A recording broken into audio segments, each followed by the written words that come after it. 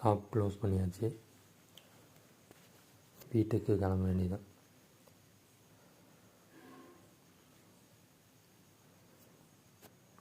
வண்டி வேறு வந்துட்டே இருக்கு. என்னடா இவ்வளோ டிராஃபிக்காக இருக்குது.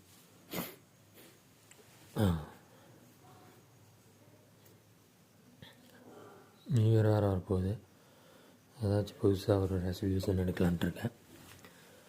என்ன ரெசல்யூஷன்னா, யாருக்குமே க்ரெடிட் கொடுக்கக்கூடாது. ஏன்னா க்ரெடிட் கொடுத்தா ரிட்டனே வரதில்லை. நம்ம ஹெல்ப்னு பண்ணிடுறோம், ஆனால் அது திரும்ப பண்ண மாட்டேறாங்க.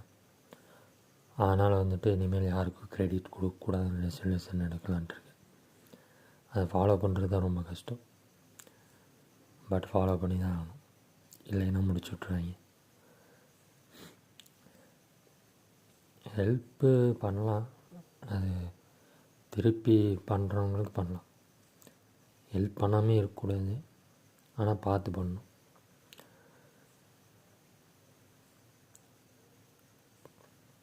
மோஸ்ட்லி கடன் கொடுத்தாலே அது திரும்ப கிடைக்கிறதில்ல, ஏமாற்றிட்டு போயிடுறாங்க.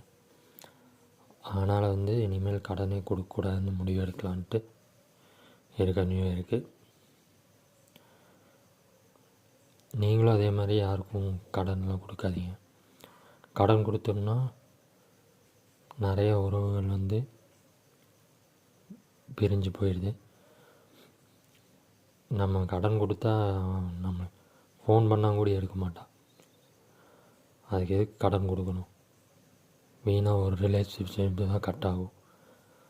அதனால் இனிமேல் யாருக்கும் கடன்லாம் கொடுக்காதீங்க. அதுதான் என்னோடய நியூ இயர் ரெசல்யூஷன். நீங்களும் அதை ஃபாலோ பண்ணுங்கள்.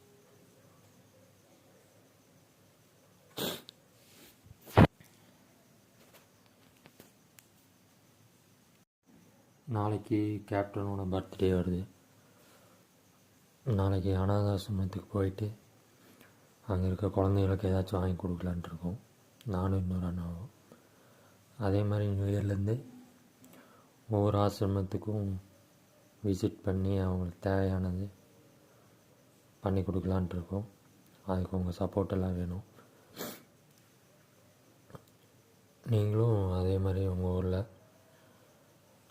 இந்த மாதிரி ஒரு குழுவாக எல்லோரும் சேர்ந்து ஹெல்ப் பண்ணுங்கள். நியூ இயருக்கு ஒரு ரெசல்யூஷன் எடுங்க. நானும் முடிஞ்ச அளவுக்கு ஹெல்ப் பண்ணலான்ட்டு இருக்கேன்.